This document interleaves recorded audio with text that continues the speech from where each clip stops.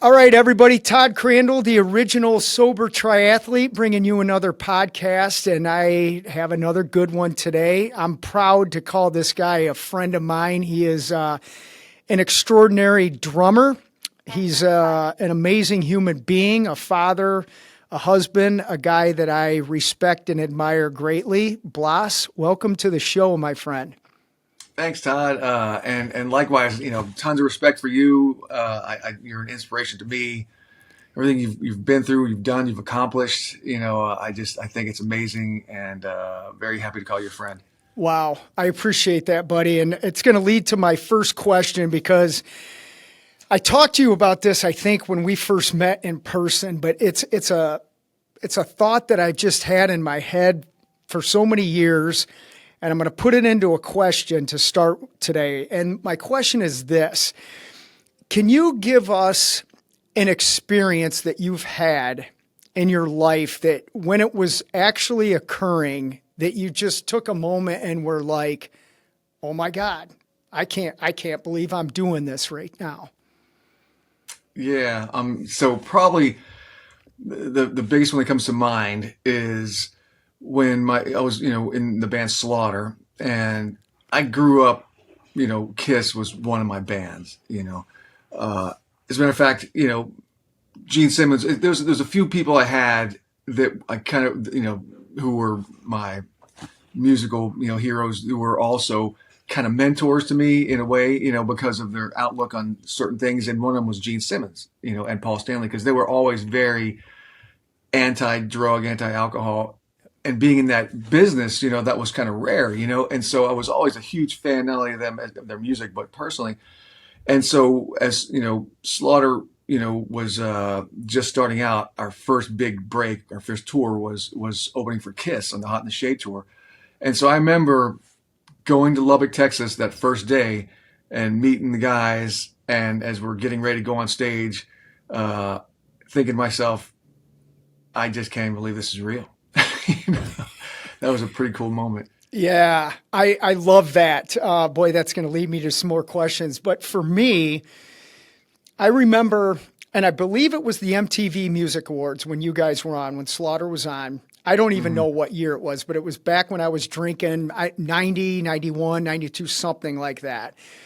But sitting in my old apartment, doing what I was doing, feeling the way I was feeling, and I'm watching you guys. And the song Fly to the Angels, which if people know you, and even if you don't know Blas yet, go listen to Fly to the Angels. Great song. And I remember thinking, wow, my life is it's a mess right now. And to transfer that to when I came out and stayed with you at your house when I was doing Ironman Las Vegas, and I was doing that photo shoot out on that road where Sam Kinison was killed. And Yeah. And you were standing on the side while I'm getting my picture taken. And I don't know if you remember this, but I remember saying to you, shouldn't the roles be switched here? That was one of those moments when I'm just like, wow, man, I watched this dude on television. I've listened to his music, and now I'm hanging out with him, and he's coming to watch me do an Ironman, and he's a friend of mine. And that was one of those moments where I was just reminded of, man, this sobriety thing really is working for me. You know what I mean? And yeah, it was very cool. So let's get back to Slaughter and Kiss for a moment. Talk to us about how you got that gig and what that experience was like, even going through the process where you eventually became a member of Slaughter. So, I mean, I was talking to my kid about this because, whenever I meet people, like I met the bank teller, and I, asked him how he got to be, a bank teller and what his path was. So, and I was telling him about mine. And, I went to school. I was, the first in my family to go to college. I got a scholarship to the University of Texas. And I had failed pretty badly in high school. I was a freshman 3 times, but somehow I got my act together and was able to get a scholarship, went to UT.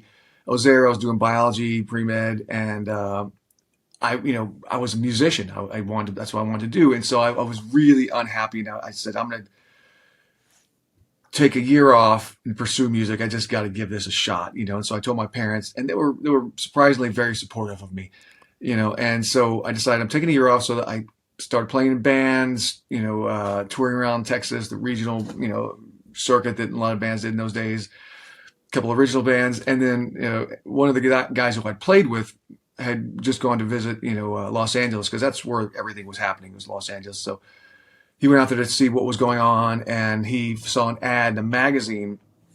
I think it was like BAM magazine, something where Mark Slaughter and Dana Strum had just Vinnie Vincent's Invasion, which Vinnie Vincent was the guitar player in Kiss at the time, and they had just fired him or fired him before, and so he had his own band and he hired Mark and Dana, and then they broke up. There was a big blow up in that band, and so they were forming their new band, Slaughter, and so they put an ad out looking for a drummer and a guitar player, and so the guitar player was going to audition, and he told me about it, and so I called the number, and I said, hey, I'd love to have a chance to audition. And I talked to Mark. He called me back and he said, well, we don't have any money to bring you out here, but if you send us a videotape, we'll consider you. And so I thought, man, and this was like on a Thursday, and they were auditioning on Saturday, and I thought somebody's going to get that gig on Saturday. So my mom got me, she helped me out with a ticket to go out there on Saturday. So I left a message for Mark and said, I'll be there on Saturday, save me a spot. And so they saved me the last spot of the day on Saturday.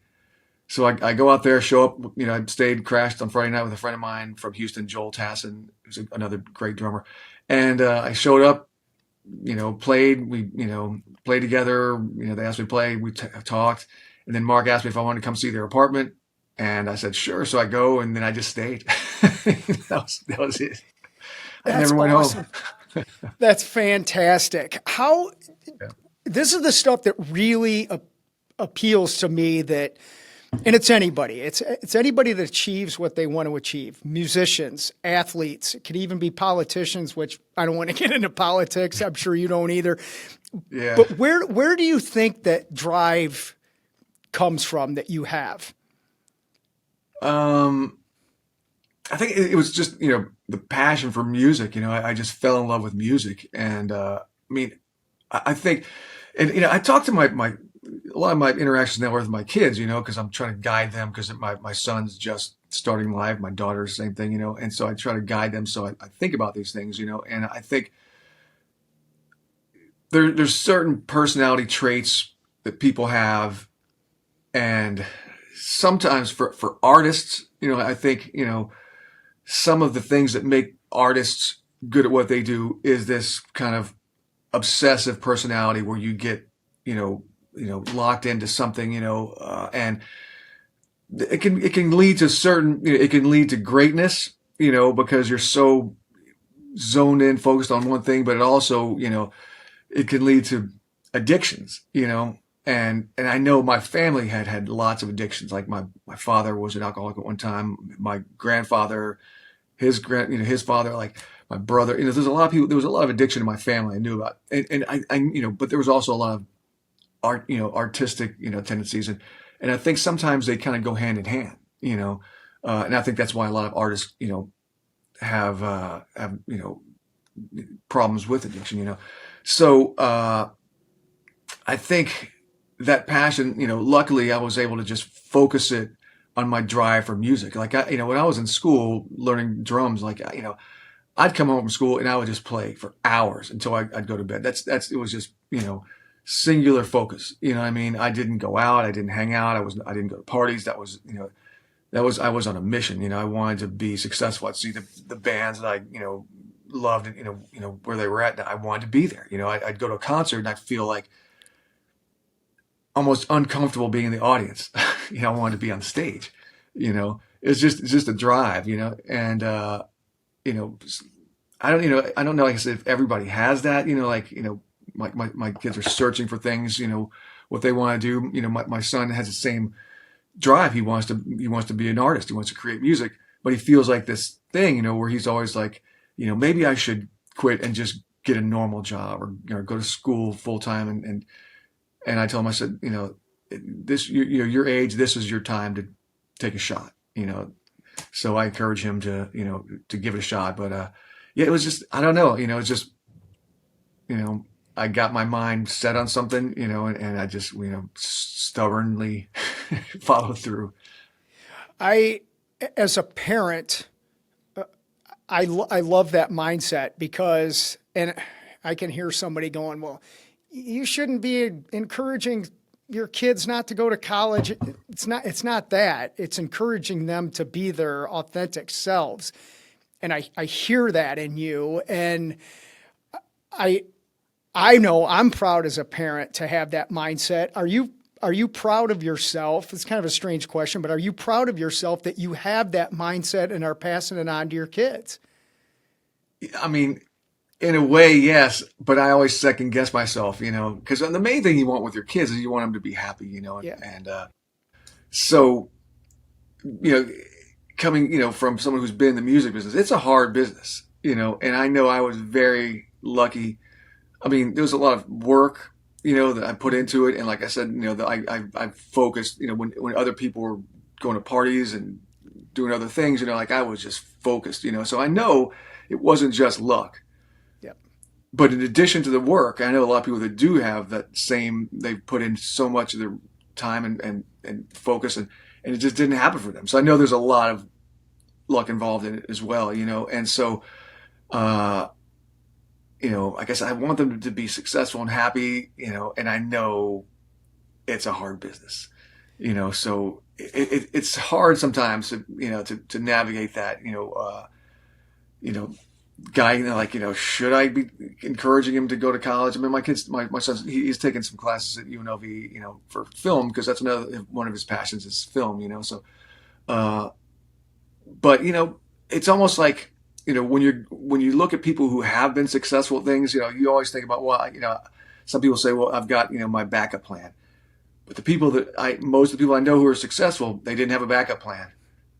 Like that's just not part of the mindset. It's either like, it's all or nothing. And it's like, if you don't have that mindset, you're not going to be successful. So, but it's hard to tell someone to do that because, not everybody makes it, Dude, so it's hard. I don't know. I'm struggling as a parent, man. It's hard. It's different, right? I'm a grandfather now. It's like it's cooler being a grandparent, I think, sometimes than a father. But yeah, these are the things that go through your head. But I love what you said right there about if you have a plan B, you're probably not going to make plan A. And I just got asked this the other day from somebody. They're thinking about starting their own thing. And they asked me if I had any fears when I started Racing for Recovery. And I said, absolutely not. It's like, this is what I'm going to do.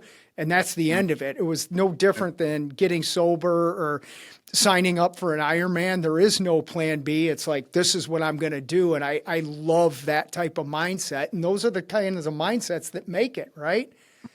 Yeah. You're right. I mean, those are the people that, the ones that, that are successful. It's the same thing. Like they can't even see any other outcome than what they're looking at, Yeah. but it's hard steering, like I said, you're steering your kids that direction. Yeah. It's different. It's different. Yep.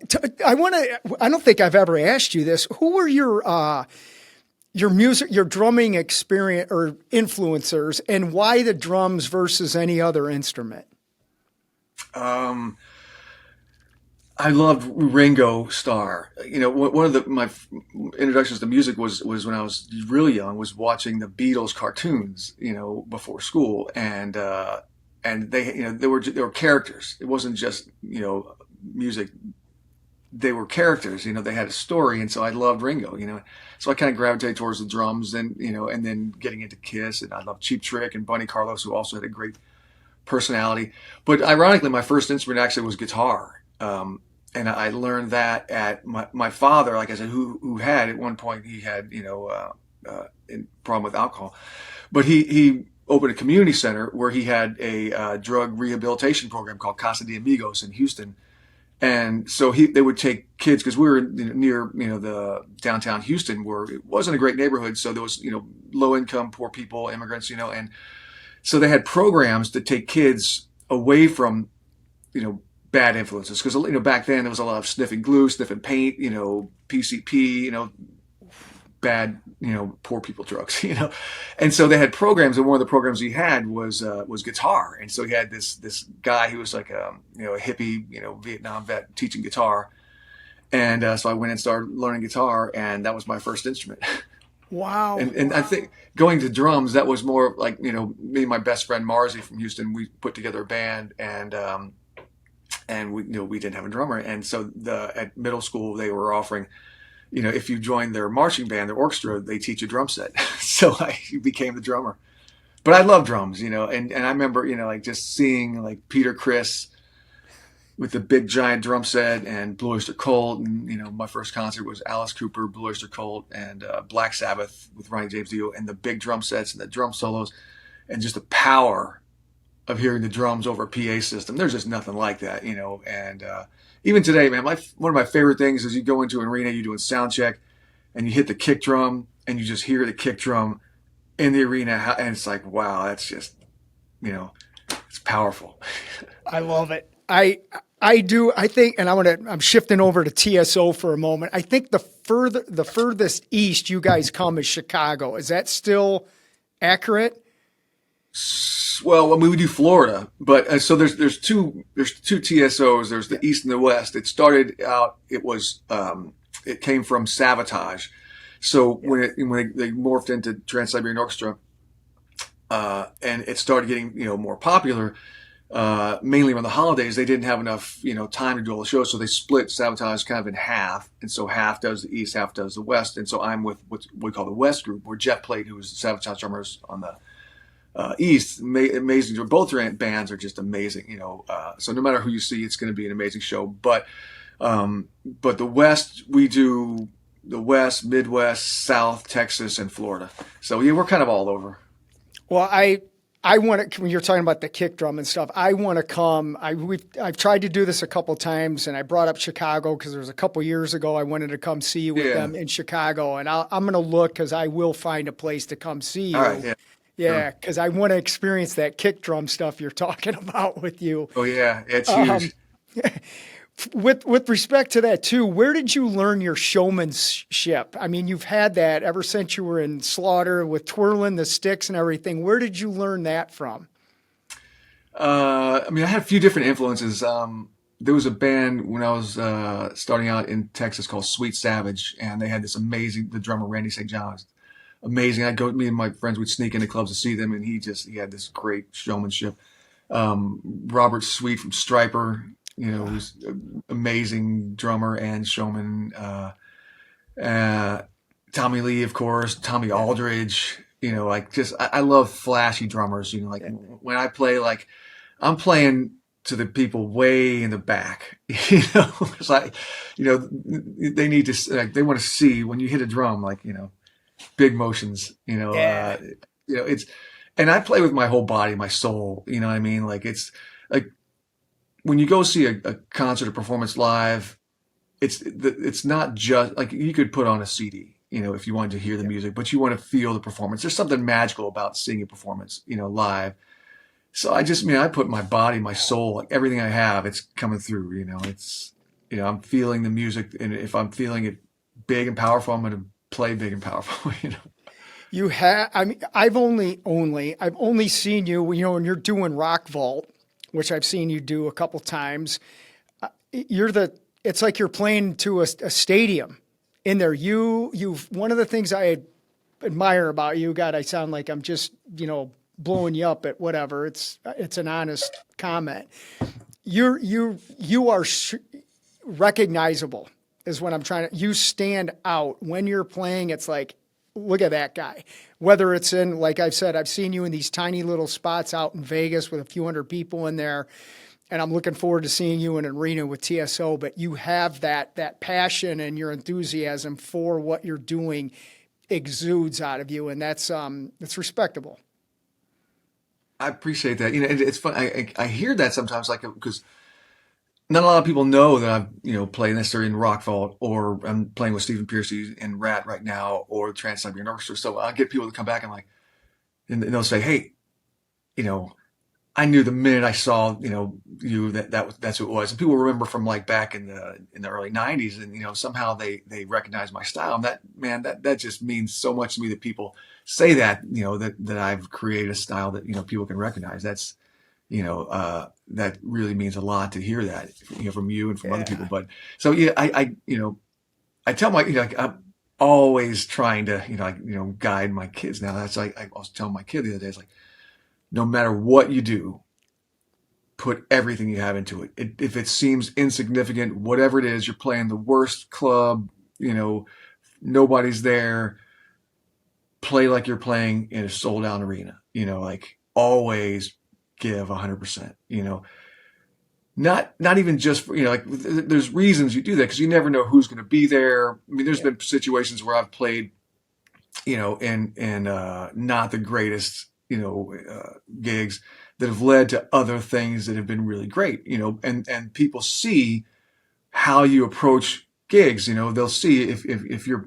putting 100% in, when it, most people wouldn't, people take notice of that, so, and not only that, but it's for yourself, to know that you're putting 100% in it, if even if it doesn't mean it to anybody else, it means something to you to know that you are giving all you've got no matter what, Absolutely. I forgot to even mention this too. I've seen you in the Blue Man Group, even though you were dressed up as a skeleton and everything, but you still, even in a costume, in a totally different thing than what maybe you're accustomed to or other people are accustomed to seeing you in, that passion exudes out of you. Yeah, I mean, never phone it in, as they say, just Yeah. always, no matter what, if they can't recognize you or whatever, if, you're playing to nobody, just always 100%. Okay, we'll probably come back to some more music stuff, but you had talked about some sobriety stuff. You mentioned Paul Stanley and Gene Simmons from Kiss. I know you've never gotten involved with drugs or alcohol. Can you talk about how you've been able to avoid that pre getting into the business, and even when you're in the business, what that was like watching peers doing what they were doing and how you coped with that effectively to avoid it? Yeah, it never seemed to, like, people ask me like, was it hard? And it never seemed hard. I'm stubborn, and I made a decision, at one point I said, you know what, I'm never going to do this. And so from that point on, this crazy, OCD, thing I have, it was never even an option. I was never tempted, and it came, I think, from partly from, like I said, my father, who had this drug rehab center, and I was down there taking guitar lessons, karate lessons. So I'd see the people that would come in from the neighborhoods, and I'd see what condition they were in, and I remember there was a guy that scratched all the skin off his arms because he had done PCP and thought there was spiders under his skin. Guy jumped off a building, and, I'd see the kids, they'd spray paint into cans and walk around like they were drinking a Coke so the police wouldn't get it. So I saw all this from the time I was young, and then when I get to high school and people are starting to experiment with drugs, and I'm like, I've already seen where this goes. What I mean? That it doesn't look like a good life to me. So I'd already seen it, and I knew, that my grandfather, had struggled, and so I'd seen it before, and I just made the decision it wasn't for me. And luckily, like I said, there was people in the music industry that that I looked up to. I loved Ted Nugent, at Kiss, Dee Snider was a big influence. All those guys were, crazy. They had these outrageous personalities, and they weren't like what you would consider like straight guys. I mean, they were, rock stars, super larger than life people that dressed crazy, and they were wild, but they were anti drug and alcohol, and so I was like, well, if they can do it, I can do it, and then somehow and people supported me, like I remember I was in high school and I was playing with a band with this guy, and we'd play biker bars, and because he, was in this scene, and somehow all these people, they would protect me if people would try to, give me drugs or alcohol. They're like, no, stay away from this kid.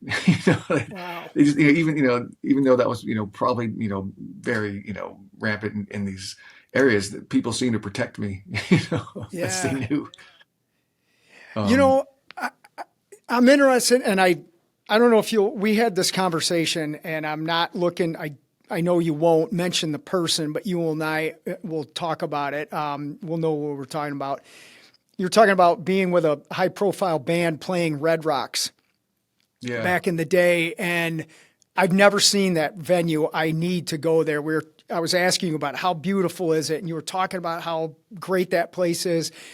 And this other musician, a peer of yours that you were talking about, didn't remember being at that venue with you before. And it's experiences like that where I feel sad, and that person's doing well, as you know, by the way, which is good. But how those type of scenarios, when you encounter that, did it reinforce your decision to be drug free at that, when you're experiencing some of those things? Yeah. There's things, honestly, like, I felt left out sometimes. Like I will say, because, like, especially in the early days, it was almost like there was a club, of people who, use drugs, they drink together, and they had that in common. And I felt kind of left out, it's almost like people didn't trust me. I was an outsider, and so I think I missed some social, opportunities, honestly, and I talked to people about it, even people who I, had interactions with back then, and they're like, no, man, you made the right decision, because they were in those circles, and they're like, you made the right decision, because, they've been through, hell, and they look at me and they're like, man, like, how do you still look the way you look now? You're almost 60 years old. Like, you definitely made the right decision. Yeah, I never had really any temptation to do it, but I did feel kind of left out, I guess you could say. I wasn't part of the club. It's interesting, and you may remember, because I'm not quite sure. I don't remember exactly how you and I met each other. Probably I contacted you for something, I don't know what, but I do recall us having a little bit of this conversation about being a little bit of an outcast. And I felt that with starting Racing for Recovery, that I was going against the quote norm of the traditional support group meetings. There's nothing wrong with that, but that I knew that the power of exercise and physical fitness and eating a certain way, I knew that they were making me feel good. And I did feel like a little bit of an outcast because I wasn't in the group of that. And was it exercise that kind of got us together somehow? Yeah. Yeah. So it's funny, when I decided, it was 1998, Tim Kelly, our guitar player, passed away. And at that time, after we did one other record, we got our sound man, who was a good friend, Jeff Blando, to play with us. And we did another record and a couple tours. But I think I felt, it was just kind of a dark time, and so it was time for me to step back. And I thought, I wanted to start a family, and I didn't think I could do it as long as I was continuing, with this constant cycle of touring. And so I decided to step away from that, that life for a while. And so then I was home, and I got this, gig playing with ManGroup shortly after that. But before even that, I was kind of, at home just doing nothing, and I felt this giant void, and so I saw an ad. I was like, I think in Whole Foods, and I saw an ad for an adventure race, and I thought, adventure, that's what I need. So I signed up for an adventure race, and I always ran, because one of the things me and my dad did together was we'd run together, when I was a kid. So I always ran, and I ran on tour, and I'd take a bike on tour, and so I'd cycle. So I decided I'm gonna do this adventure races, biking and running and mountaineering and all this stuff and obstacles. And so I started doing that, and then I just, that was the thing I found. I found, this, endurance sports thing, and so I started doing these endurance sports things, and again, doing off-road triathlons and races and marathons. And so I was into that life, and I remember reading Runner's World, and there was an article in there about you and your experience. And so, I thought, and because of all the, the experience I've had with, people in my life who I've lost to, addiction, and the people I knew who struggled with it, and the fact you were doing these sports, I thought you were a very interesting person. Well, I'm having another one of those moments where I'm like, oh my God, here, and I love those moments where you just look back and you can almost piece these things together. I mean, hindsight's always 2020, but it goes back to when you're following your passion and you're doing what's right, following plan A, things seem to work out where you don't need that plan B. And I remember doing that Runner's World article and just thinking, wow, is this thing going to reach anybody? Is anybody going to read it? And sure enough, that's kind of how we got connected. Amazing. Oh, well, talking about, so, because this is a crazy story. So, one of our singers in Trans-Siberian Orchestra, Nate Anderson, he joined us. I can't remember what year it was, but we connected. And he was a recovering addict, alcoholic, and so he's very very into being sober, and he's in these groups, and so he had a friend who he was going to bring out to the show, and he told me, hey, there's this guy, and I told him I was playing with him. He's like, oh, you play with Blas? He said he had a moment that helped him with his recovery, where he was a big rock fan, and he read an article in a magazine where I was talking about being sober, and he read that, and it inspired him, and it meant a whole lot to him, and that just made me feel so good that something I said, affected somebody, It's fantastic. Right? Yeah, I'm definitely coming to see you on this run. Oh, you'll love Nate. Nate's awesome too. Cool. Let's see. I'll tell you what. Let's go to the questions here, and let's see if I can ask you something that you haven't been asked a million times. Okay, here's one that just came off the top of my head. It's number 7. How do you find inspiration under pressure? I mean, being grateful and remembering why you're doing what you are, and just, because there can be pressure, and sometimes I'll think, sometimes it'll hit you, what I mean? Like say I'm getting ready to go to play, and, you look around during sound check and see this giant arena, and then you see like the crew for our tours are massive, and you have all these people that are, paid for tickets, people that are, working and relying on you. And, if you don't do your part, it's not gonna happen, so that it can, sometimes you can get this pressure, but then, you just remember why you're doing this, how you got here, how grateful you are to even be doing this, and, like I look, and Al, our MD guitar player for TSO, he told me one time, he says, sometimes he'll look around the arenas and he'll count the exit signs. And he said, because he remembers when they started out, there's one exit, and so then you look around, you count how many exit signs there are. And he says before a show, he'll count the exit signs just to remind himself how lucky we are to be there. Wow. Very cool. Great answer. All right. Let's see if we can get another one here. That one I don't want to do. Okay, here's one. During your plan A, but the question is this: have you ever wanted to quit, and what stopped you from quitting? And this goes back to more of that plan A concept. But did you ever, say I can't do this or whatever, and almost thought about stopping? And then, what made you keep going? Well, I mean, I did, when I was in high school, and just thinking, music was I knew early on music was what I wanted to do.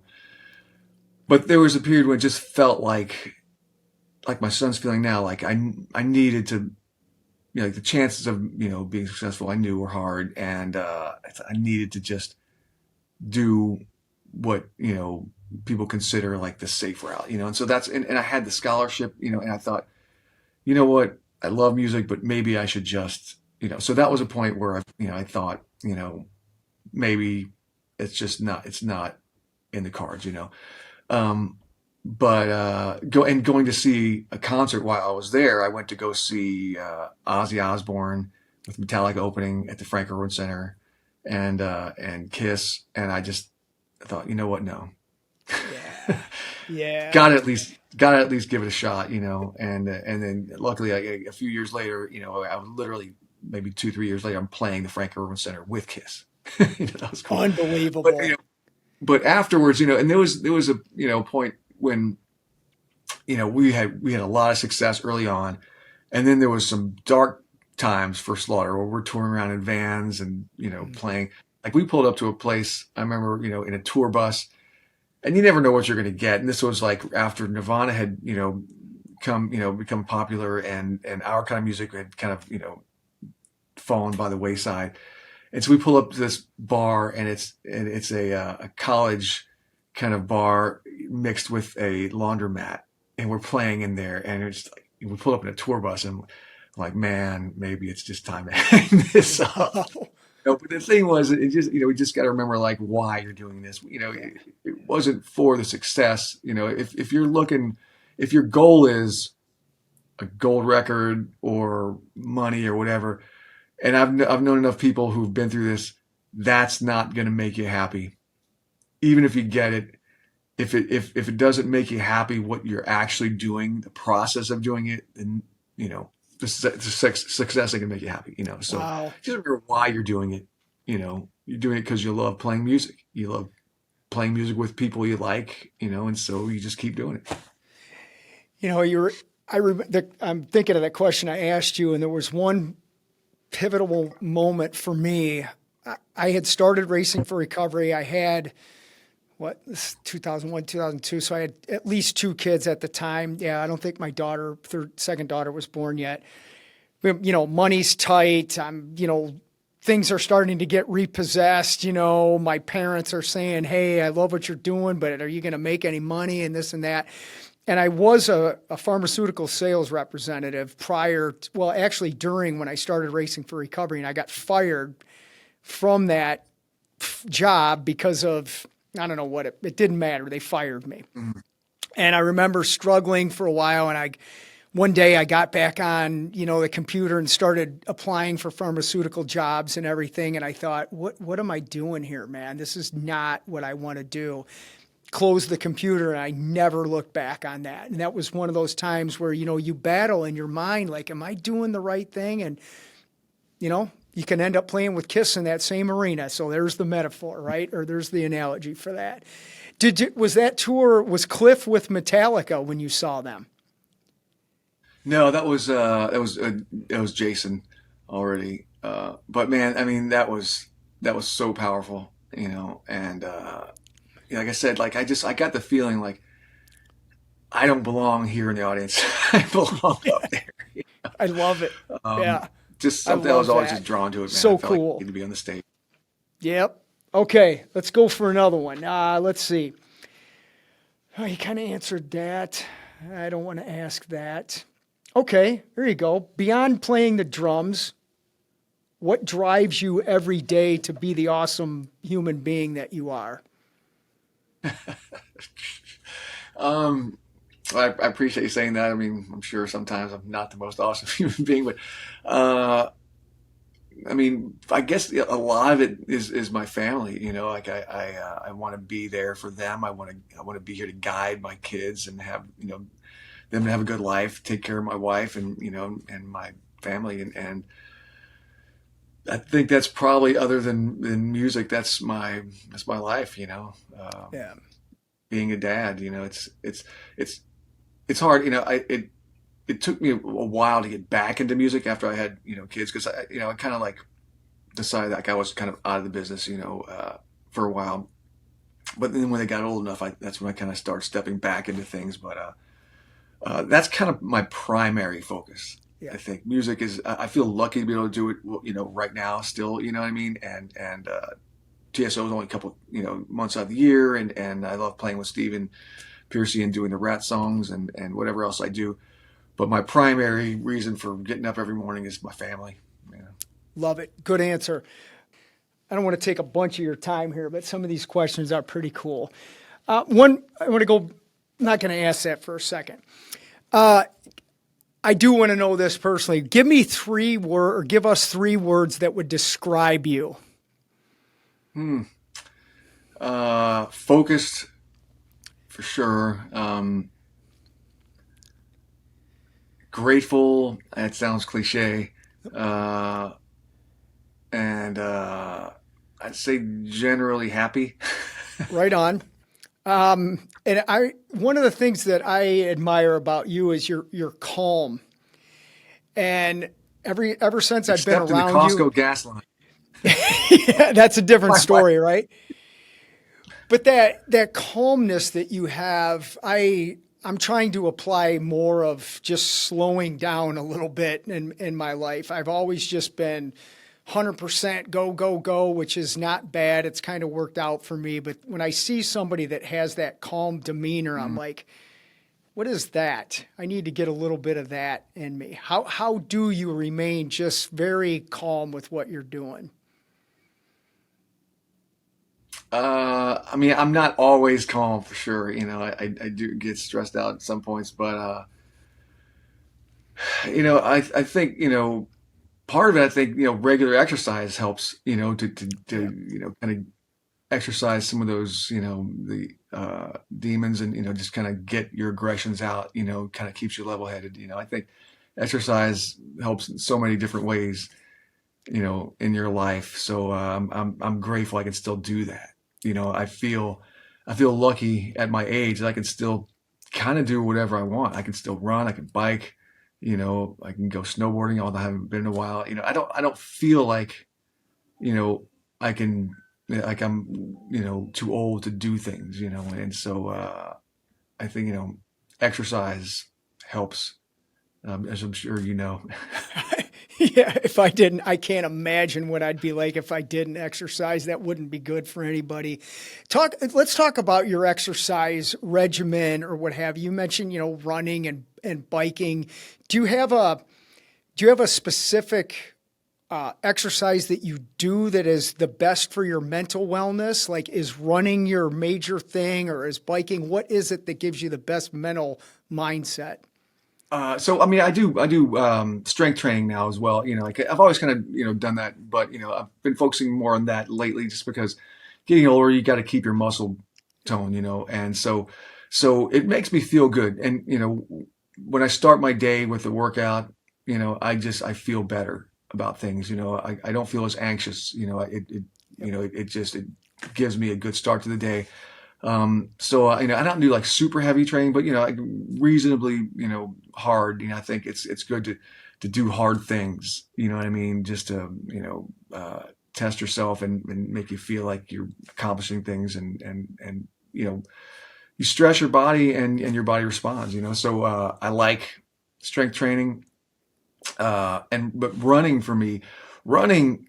Like I carry my phone with me, and I have my voice recorder to sing song ideas and things. I find running more so even than the physical part of it. And I don't know if they call this the runner's high, but it somehow disconnects my mind from all of the things that that normally, like and so going back to being an artist, I think sometimes, like when you hear like artists you use drugs or whatever to help inspire them creatively. For me, like, I think part of that is just to shut down the thing that censors your mind and tells you that's no good. Because running does that for me. Like when I run, I find like I'm just clear. Like I get to this point where ideas are just coming. And somehow, like when you're doing endurance training, you somehow your body, like, you learn to separate like the pain. You're just like, the pain is there, but put it over here, because you've done it to where like your body can handle that, and so you just, things get shut off, and you get into the zone, where it's just you're able to think and have ideas, and I it's almost the same as like there's this dream, almost sleep state where you get in the same place where you get the ideas. For me, that's running puts me in that zone. So that's kind of one of the things I like about it. Yeah, it's a free buzz, right? And it's an Exactly. right. Yeah. It's a Yeah. I mean, it's productive, not easy. authentic. No, it's not. I get that with just running train, and it doesn't take a lot, 2, 3, 4 miles, and you can get that feeling that you're describing. That's one of the reasons I love doing Ironmans, not the fulls, but the half Ironman is, 6 hours where I get to just be by myself and Mm. think and feel and plan. And it's one of the most creative times I get is doing Ironmans, and that's not a normal response for people, but it does help to separate the physical pain where you can really embrace the gratitude and that creative process. I'm being creative in a different way than you are, but it's still being creative, and I love that. Oh yeah, I mean, it's like I said, it's not just music that I get. It's just ideas for life or business or whatever it is. Like for some reason, during the runs, I'm just clear and focused. Like it takes everything else away. I never listen to music when I run. I got somehow music comes to me, and it's just, that's my time. Yep. Right on. Here's a musical question. What's the difference of like playing with Steven and obviously Ratt, some phenomenal songs over the years. What's the difference from you for playing in Ratt than doing your own stuff with Slaughter? I mean, the songs are just, I mean, it's so much fun to play. Like the catalog of music that they've created is, I grew up on that music too, so playing it, it's just fun, I mean, and Steven's awesome. He's sober, so the whole band is sober, and it's a good group of people. We have a good time, and just, I guess it's just, I just love doing it. I mean, I don't know what else to say. It's being up there, like, being the guy who's, he's trusted to play that music with him. You know what I mean? It means a lot to me. So. Yeah, right on. I am going to, and we're going to talk about this afterwards, but I want to get you out here in the Racing for Recovery building playing. I don't care if you get Slaughter back together. I don't care somehow if we get Steven's solo band, but I want to bring you out here and have you do that. It'd be phenomenal. And that's one of those things, when I get something in my head, I'm going to figure out how to make that work. I'm just forewarning you there. Be good. All right. Sure. Anything you want to ask me? I guess this is, a question about how you're able to still do these, how many Ironmans you do a year, for me, like, I kind of feel like, maybe I'll never do another marathon, or maybe I'll never do an Ironman, because my runs are short now. I mean, how do you find the strength to keep doing these things? Because I still love to run, but I feel like my body at this age can't handle the things it could younger. My mind can. Sometimes I feel like my body can't. Like, how do you find the strength to do that? It's a good question. And I follow you obviously on social media, and I recently, you just put up a post that said, I only run a couple miles, and in my mind, I hear you saying that, and it goes back to, okay, maybe I'm not doing what I used to do at the level I was doing it, but I'm still doing it. And that's a mental thing. So I'm very cognizant of what my body can do, when it can do it, when it can't do it. I did six Ironmans this year. I think I was scheduled to do 9 or 10, and I didn't do them because of the weather. I can hear my daughter giving me some crap. I know when it's time to go, and I know when it's time to not go. And that's a lesson that I've learned over the years of doing these crazy things. I beat my body up pretty hard for a number of years, and I've learned to respect my body more, and connecting that mind, body, and spirit thing to do these things still at a pretty high volume, but doing them in a more effective way. And that's the mental part of exercise and life that I still thrive on. I mean, to do those Ironman things, it's not just physical, it's way more mental. And I love the mental challenge, and plus it's trying to sleep right. I mean, I eat plants, as you know. It's like doing those things, but that's what keeps me going. Not the same, but I'm still getting to that finish line, Yeah, I think I still have I've never done a full Ironman. I've done half. I've never done a full. It was a big dream of mine that I never was able to achieve. I don't know. Who knows? Maybe. I mean, people are still doing it at this age, obviously. So maybe. They are, Blas, and I'll tell you what. Like this is interesting. We're talking about this because it's weird how things come out. My last full Ironman was Ironman Hawaii, which is the biggest thing you can do. I did that at my 100th Ironman, and I said, I'm never doing this again. And I have been thinking about doing Hawaii again. If you ever want to do a full, I don't care where it is, I would do it with you. And the reason I'm saying this is because it's like anything. If there's still the desire to do something mentally, that means that I think physically we can do it. And you mentioned the older people. When I'm out there, I see men and women in their 60s, 70s, and 80s that are still doing these things. And I'm like, okay, that's giving me an example that we can still do it. So maybe that's something we pick up, my friend. You never know, right? Yeah. Yeah, could be. You can still drum at 60. You can do an Ironman, right? Yeah. Yeah. Yeah. Some of the younger people on our tour that, they tell me, "Oh, you're an inspiration to me at your age." I'm like, it makes me feel old, but then it makes me feel good, that I'm still able to do these things. Yeah, absolutely. So, I could right? probably, absolutely. Maybe I got one in me.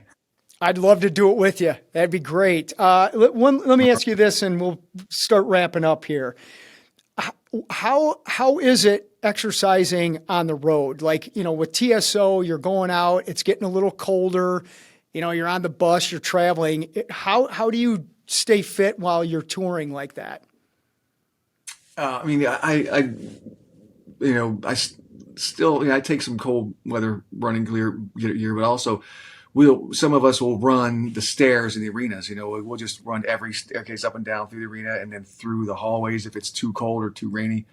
But I kind of like getting out in the rain sometimes. It's for me, it's a gift because I live in Nevada in the desert, so we don't get rain much. So I like running in the rain. And hotels have nice gyms, and sometimes I love outdoor gyms. I'll find like outdoor gyms. So that's always nice when that happens. There's a great one in Florida. I think in Jacksonville. I hit every year. I did this horribly embarrassing video where I taped myself with the soundtrack of Eye of the Tiger for my daughter because I like to embarrass her.